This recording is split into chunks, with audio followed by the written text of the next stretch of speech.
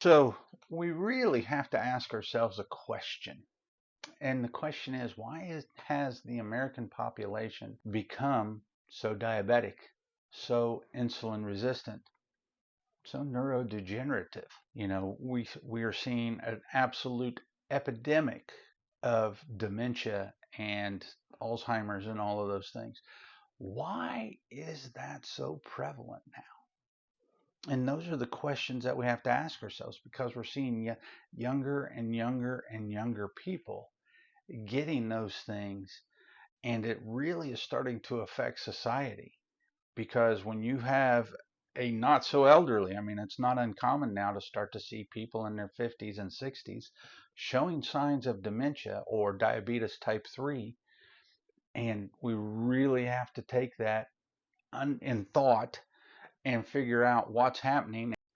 And that's how much our environment has changed in a very little, you're only talking 50 years.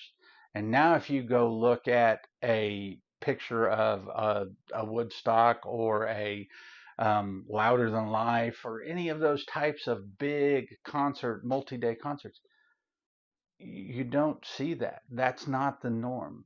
The norm is overweight, in wheelchairs, sick. And that's how much we have changed that in just 55 years. What we really need to look at is what has changed. And, I say the environment, the food environment changed. If you go back to 1970s and mid 70s, now all of a sudden you have this wonderful little sweetener that comes along called high fructose corn syrup. And it's great in that it's sweet, it's cheap, it makes all of this horrible food that it has all the organic material and the nutrition that your body needs, has that all taken out. But this little molecule can make it palatable. And as that adds up, there's a cost to your health that you pay because the human body was never meant to see that much sweetness or caloric intake, and you're not getting any nutrition. And so in the healthcare field, we have a saying that our patients are overfed and undernourished because you'll get these big people that come in and they have zero nutrition, but they're eating.